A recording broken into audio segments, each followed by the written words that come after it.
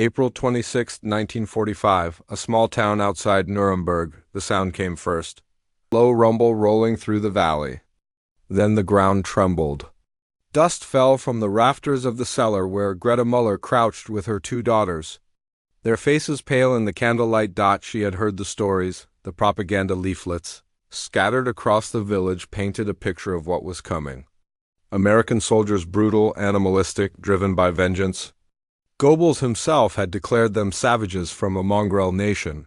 Hungry for German blood and German women, Greta clutched the small kitchen knife hidden in her apron pocket. It felt absurd, useless, but it was all she had. The engines grew louder. The unmistakable clank of metal treads on cobblestone echoed through the streets above. Then voices, English, shouting commands she couldn't understand. Her eldest daughter, barely 14, began to cry. Greta squeezed her hand and whispered the only lie she had left. It will be all right. She didn't believe it. None of them did. By the spring of 1945. Nazi Germany was collapsing from all sides. The Third Reich had been reduced to a shrinking pocket of territory. In the east, the Soviet Red Army was grinding through Poland and East Prussia with a fury born of 4 years of total war. In the west, American and British forces had crossed the Rhine, shattering the last barrier protecting the German heartland for German civilians, especially women.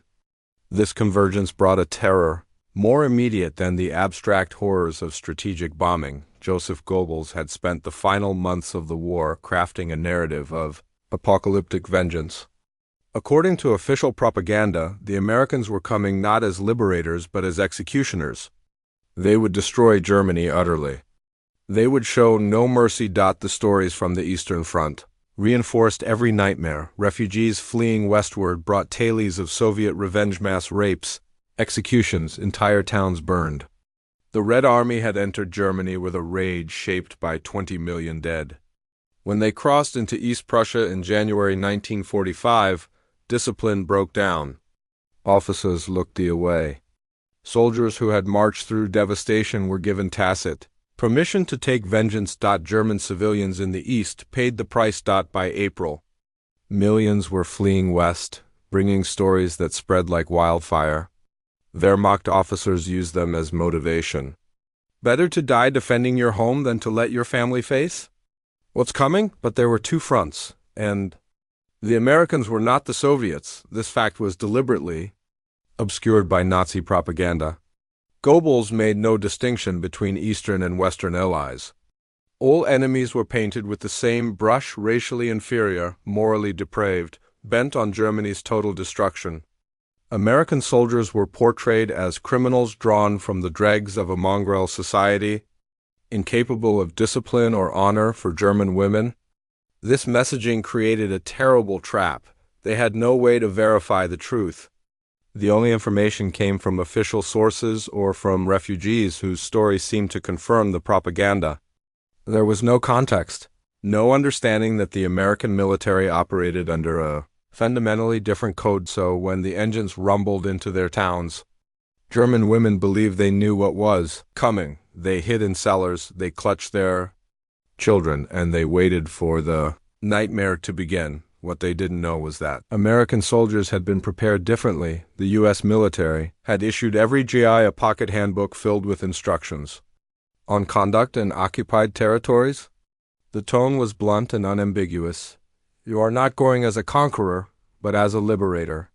The handbook prohibited looting and fraternization. It reminded soldiers they represented the United States, that their behavior would be watched and judged. Courts-martial were promised for serious violations. General Eisenhower had issued explicit orders: war crimes would not be tolerated. Rape would be prosecuted as a capital offense. Between 1945 and 1946, U.S. military courts-martialed hundreds of soldiers for offenses against German civilians. Dozens were executed. The enforcement was imperfect, and in some cases racially biased African American soldiers were disproportionately prosecuted. But the framework existed. The rules were known, and the vast majority of American soldiers followed them. This was strategy, not altruism. American planners understood Germany would need to be rebuilt, integrated into stable post-war Europe. turned from enemy to ally. The Marshall Plan was already being conceptualized, but money alone couldn't buy cooperation. The German people would need to be convinced that American occupation was different. The soldiers themselves reinforced this. Most were young men in their early 20s, farmhands, factory workers, students pulled into uniform by the draft. They came from a country that hadn't experienced occupation or invasion. Their families were safe. They carried photographs, wives, girlfriends, mothers tucked into wallets or sewn into helmet liners. These photos were more than sentimental keepsakes. They were psychological anchors, reminders of home, of the life waiting for them, of who they were beneath the uniform, and they carried a cultural framework that emphasized certain values: the sanctity of family, the protection of women and children.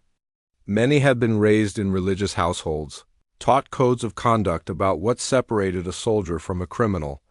None of this made them saints. American soldiers looted. They broke rules. Some committed crimes. But the average GI entering a German town in April 1945 was tired and wanted to go home. He had orders. And he had a basic human reluctance to inflict unnecessary harm on people who looked defeated and terrified. The contrast with the Eastern Front was stark and immediate.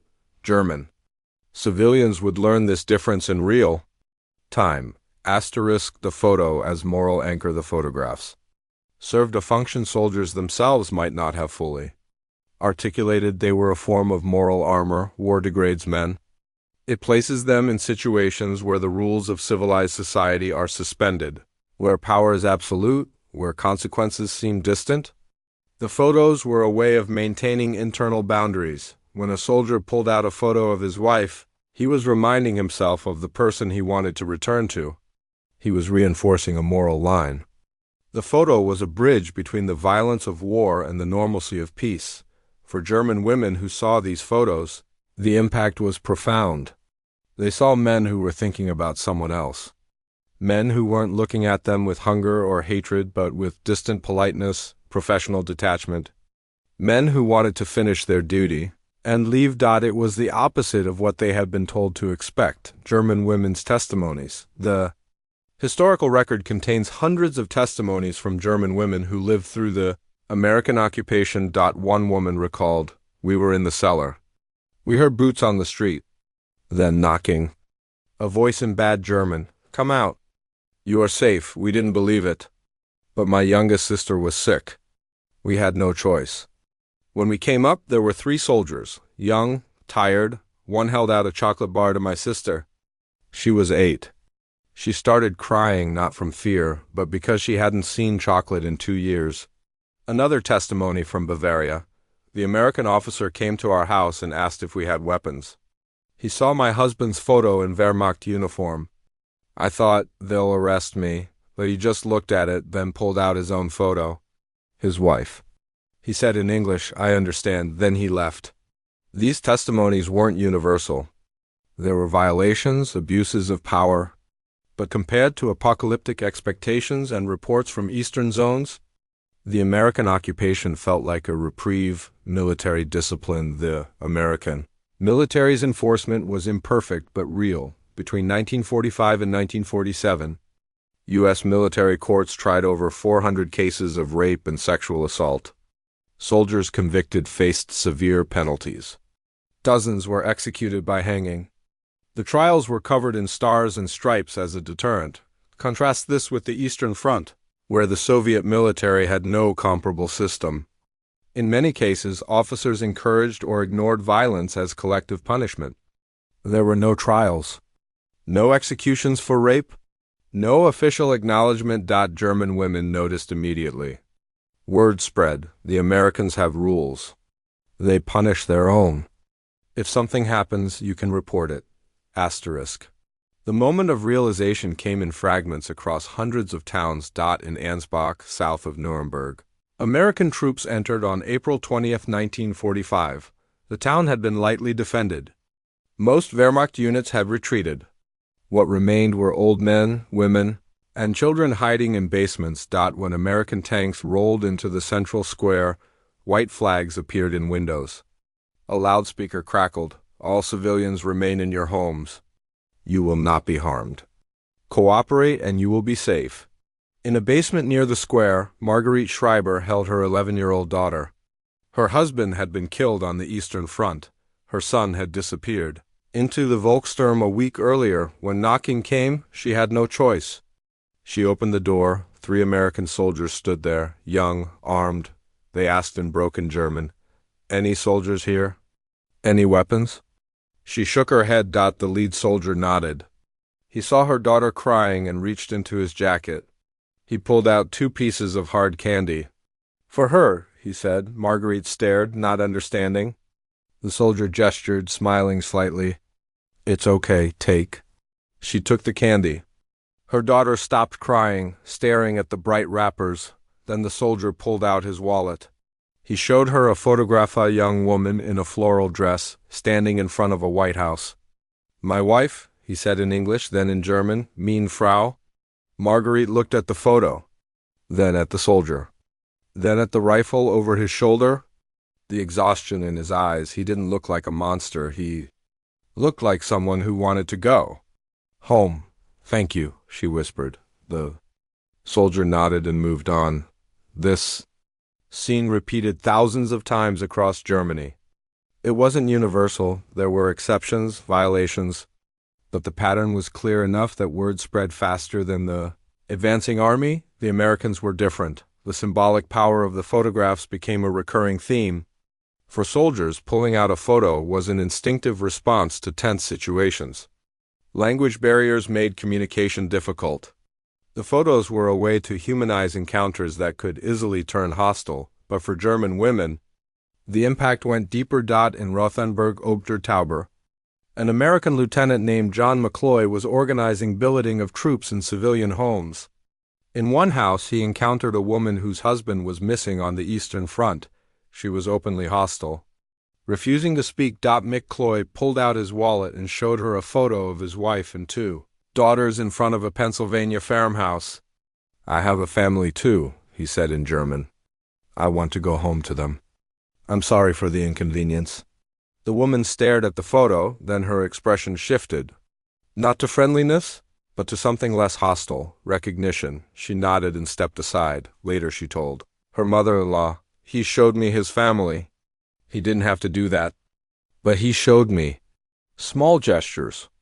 But in the context of total war, in the aftermath of 6 years of propaganda, small gestures carried enormous weight. The photos signaled the soldiers were temporary, that they had lives elsewhere, that they weren't there to replace husbands or conquer permanently.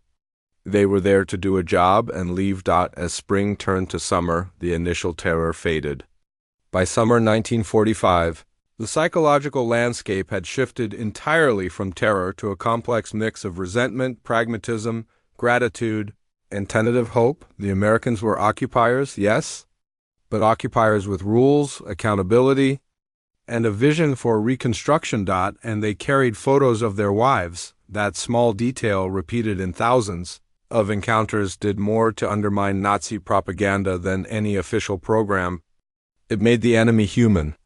It made coexistence imaginable. The long-term consequences rippled through German society for decades. By summer 1945, the contrast between American and Soviet zones was undeniable. The Marshall Plan, announced in 1947, poured billions into Western reconstruction. But the economic aid rested on psychological acceptance. Germans had to believe cooperation was possible. The behavior of American soldiers in those first months made that belief plausible. One woman interviewed in 1968 said, "We expected hell. We got order. We expected rape. We got rations. We were treated better than we had treated the people we conquered. What do you do with that?" This cognitive dissonance forced a reckoning, though not always complete. But the younger generation absorbed a different lesson. They saw that victors could be generous, that restraint was possible, that peace was achievable. The non-fraternization policy collapsed almost immediately. By 1946, it was abandoned. Thousands of relationships formed. Between 1945 and 1949, an estimated 15,000 German women emigrated to the United States as war brides. These women carried stories forward. Many mentioned the photos. He showed me a picture of his mother, one war bride recalled decades later. And I thought, if he loves his mother, he can't be a monster? The memory of the occupation became a reference point. When West Germans compared their situation to East Germany, the differences were stark. The West had democracy, prosperity, integration. The East had dictatorship and scarcity, the restraint shown by American soldiers in 1945 created a foundation of trust that made Reconstruction possible. The photos became symbols of a larger truth. The Americans had rules, saw Germans as human, and wanted to go home. That difference changed the trajectory of post-war Europe.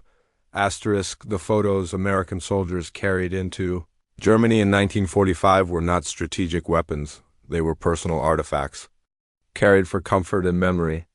But in the collision between propaganda and reality, these small images took on significance far beyond their purpose.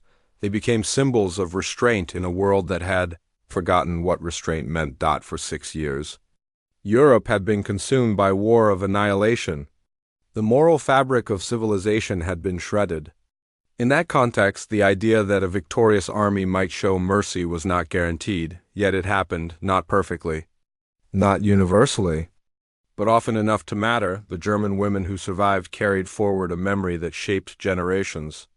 They told their children about the spring of 1945, about the terror and the surprise, about young soldiers who knocked instead of breaking down doors, who handed out food instead of taking it, who showed photos instead of rifles and rage. And in those stories, a lesson was preserved that even in the darkest moments, humanity can persist, that soldiers are individuals shaped by culture and conscience, that choices made in victory's aftermath matter as much as victories themselves. The photos were not just images of women waiting at home.